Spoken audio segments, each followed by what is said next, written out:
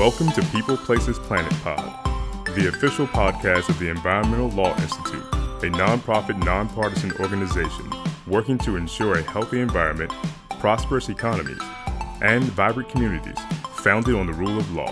Welcome to this week's episode of ELI's People Places Planet podcast. I'm Georgia Ray, and I'm filling in for Ariel King, the Environmental Justice Staff Attorney here at ELI. Back in January of this year, 2022, our Blight Revitalization Initiative for Green Healthy Towns, or BRIGHT, released the BRIGHT Guide, a guide to help communities develop and execute corridor projects in their neighborhoods to produce positive health, ecological, and economic outcomes. Today we'll be speaking with Scott Wilson Badenoch Jr., founder and executive director, Alda Yuan, managing director and lead editor, and Noble Smith, guide author and editor, who played key roles in the development of the BRIGHT Guide.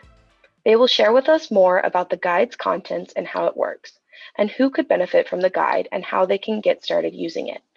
They will also walk us through an example case study so we can better understand the guide's impact.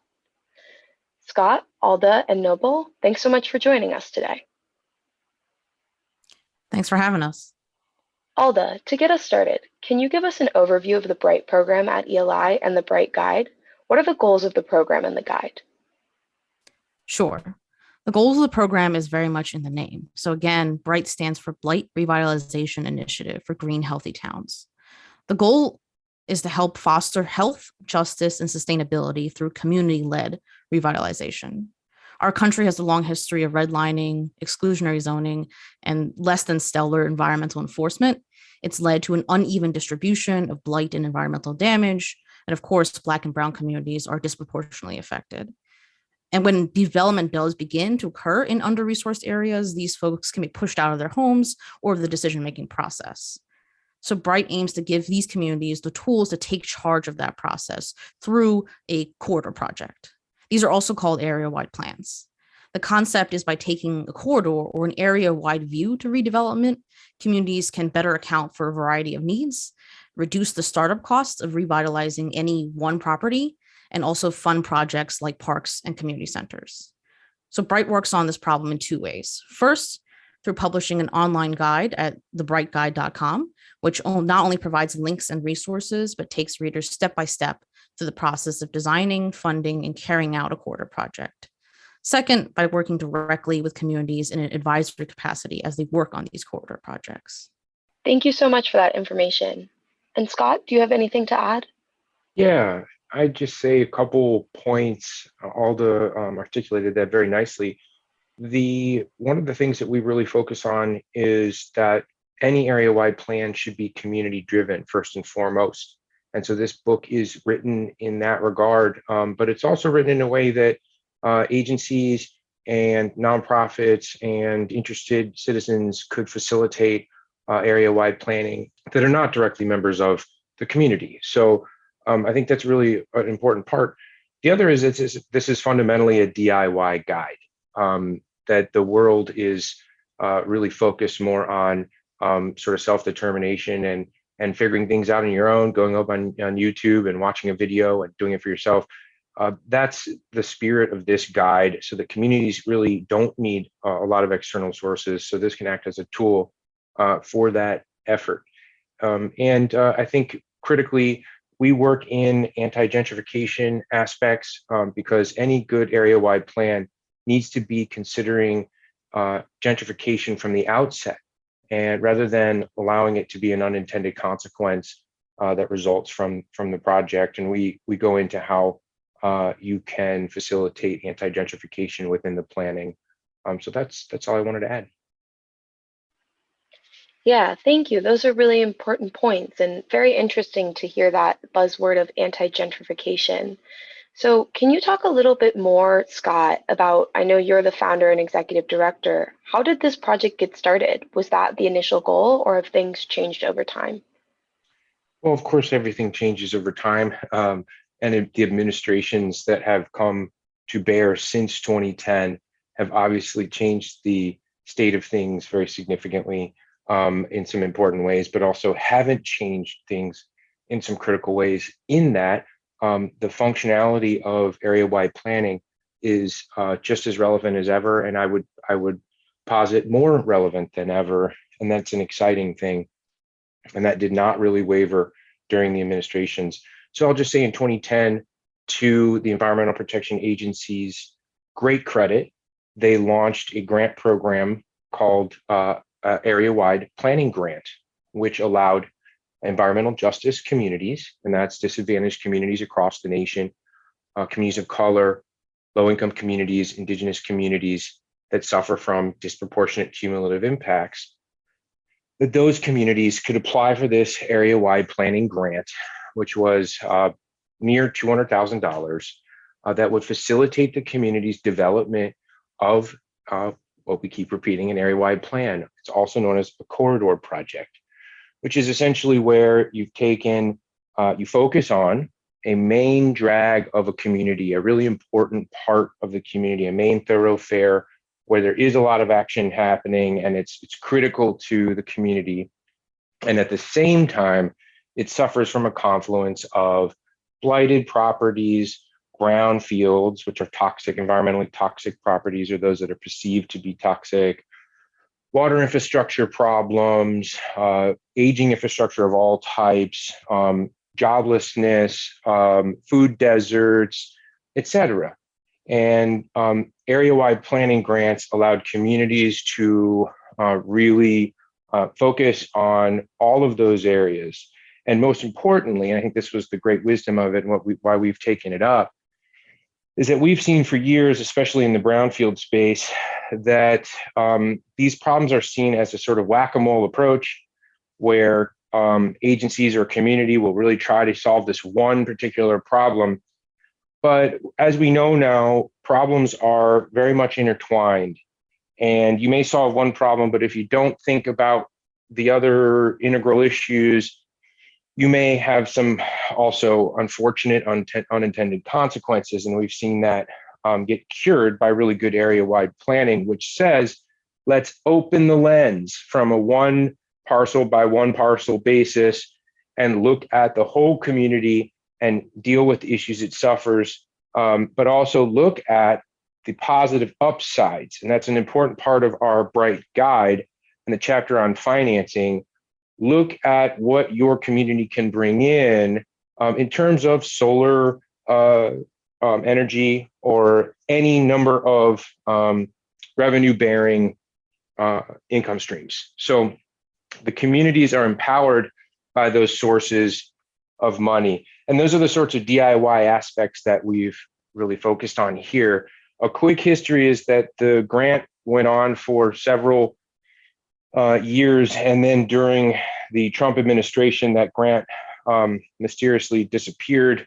There's still word that it's sort of coming back in various forms, but we actually found that to be even more important for us to continue our work, because if EPA is not going to fund those planning grants, we wanted to at least provide the wisdom that those communities have found from the various corridor projects that have happened, which is over 80 now across the country, that wisdom could be shared and those best practices could be shared, even if EPA wasn't really behind it anymore, and that there was wisdom to this area-wide planning / corridor projects that we had found at ELI through our research of all these corridor projects, and that we wanted to really facilitate that, regardless of any administration support for this type of thing.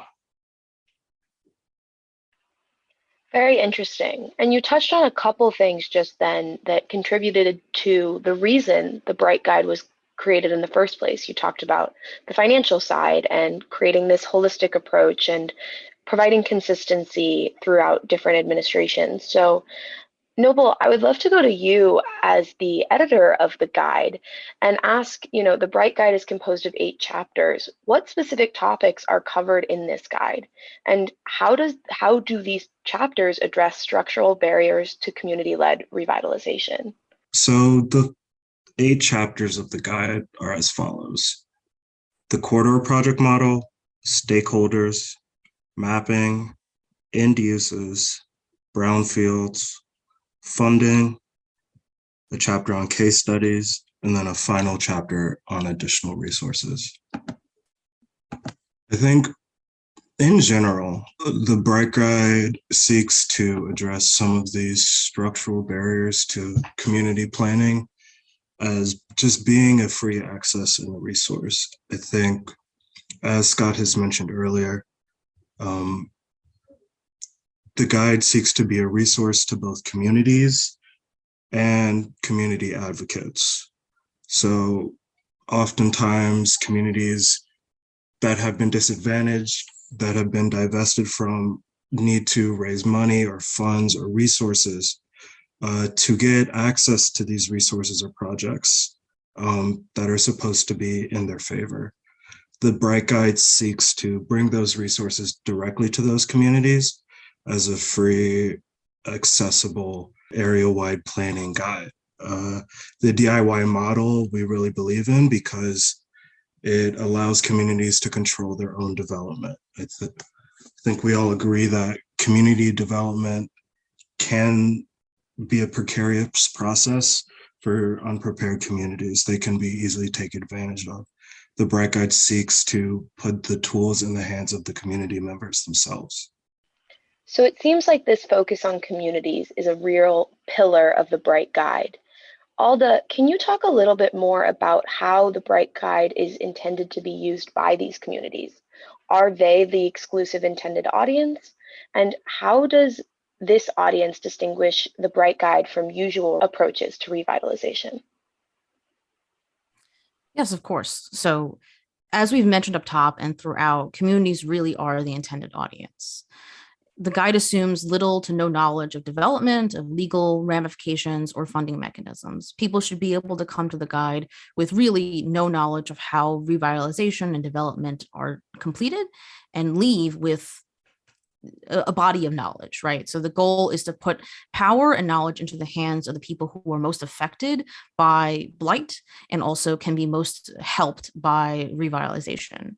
People in the community know what they need, and I think that really is the approach. That really is the part that distinguishes our approach from most types of revitalization attempts, which are more top down, sort of people or administrations or governments or nonprofits sometimes can assume that they know what communities need, that they definitely need parks.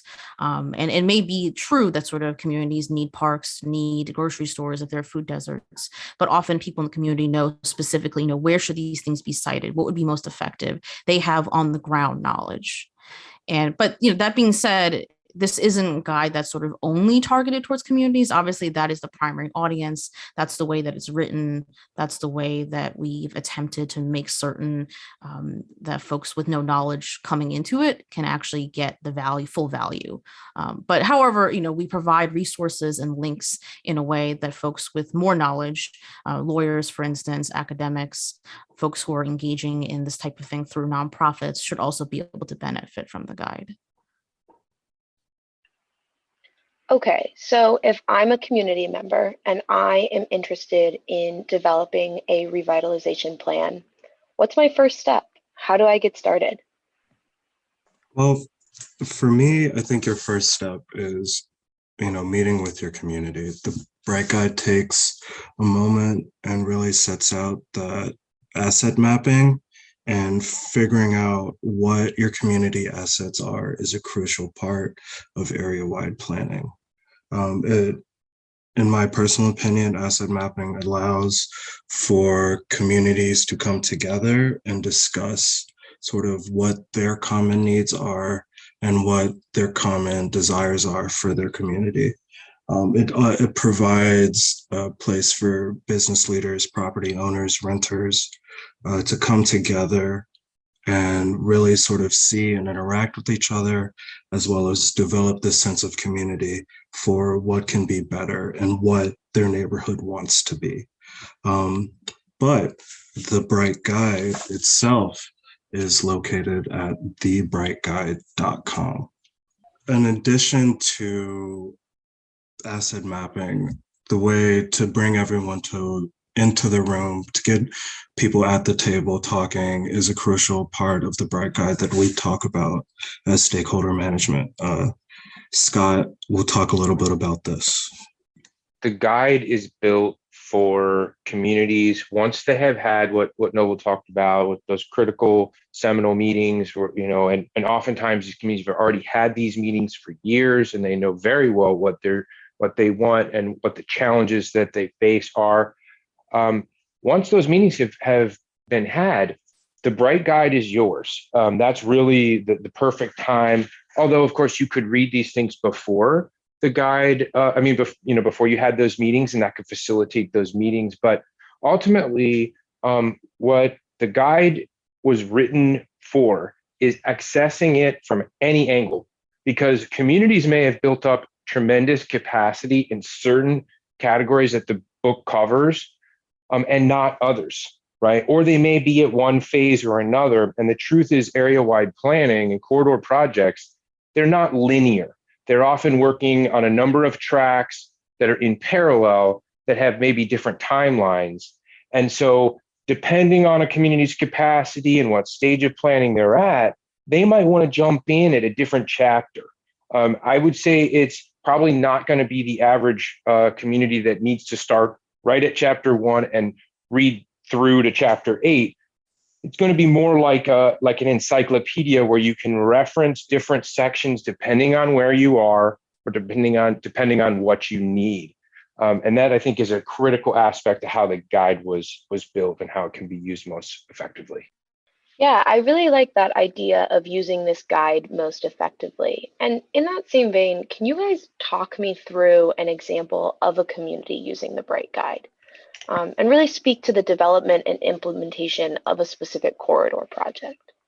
Yeah, I will. So I'll give an example of two different corridor projects that we were involved in directly. And I will say that first, we do, as a team, help communities where we can when they want assistance in developing their own area-wide plan. Please reach out to us at bright@eli.org, and we'd be happy to communicate. So the two examples that I'll bring up now are very different. One is a rural community in Kentucky, and low income, former mining, Rust Belt, and very, very typical to that type of community. And then Ward 7 in Washington, D.C., just frankly, a couple train stops from ELI's headquarters in downtown D.C. It was a pleasure to facilitate both of those communities, and they were very different efforts because of the differences in the community. So rural community like Whitesburg, they have far less population and usually more space. So that makes corridor planning a little bit easier. The ability for them to connect walkways and different forest corridors within the corridor was just a little more readily accessible to, as you can imagine, a place like DC, where every square foot is sort of sought after, and there is really a very fixed boundary to how much space you have. So the Whitesburg, Kentucky corridor, which we hosted some of the leaders of that area-wide planning team in the community on a panel at ELI that I'm sure we'll link to at the bottom of the podcast. That was really fantastic, and it showed the power of the process, where a community comes together, the various stakeholders that are required to really have an honest sort of assessment of what an area-wide plan can be, come together, and they use the mapping techniques that we outline in our chapter on mapping. And visually, at the end of the process, they can see on a map the areas that they need to address and the upside areas, the area where they can yield revenue, and they can, as Noble talked about, as they can see where their assets are.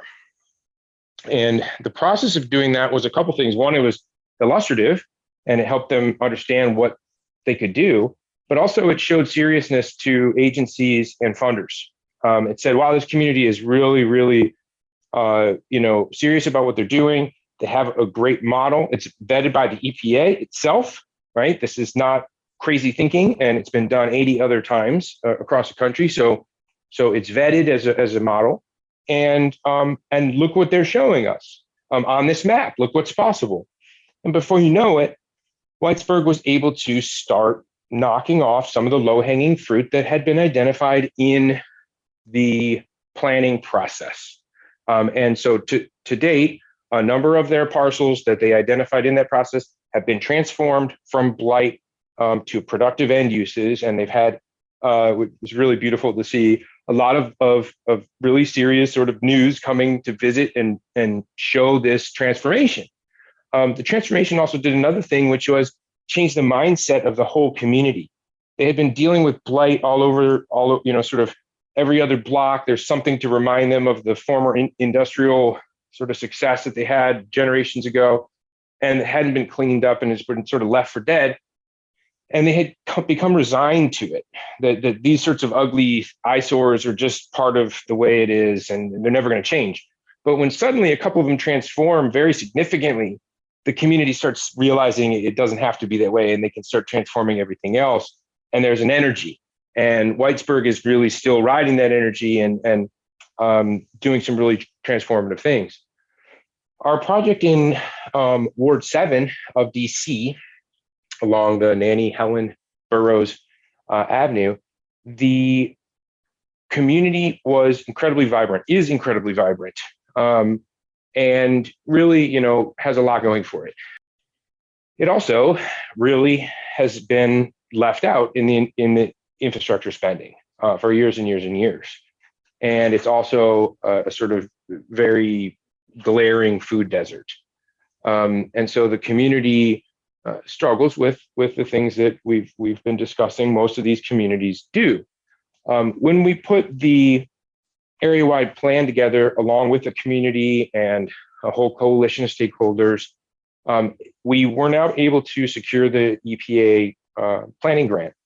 And that just proved to us that you didn't need EPA to do this. So, bless them. And when they fund the grant, it's great for community.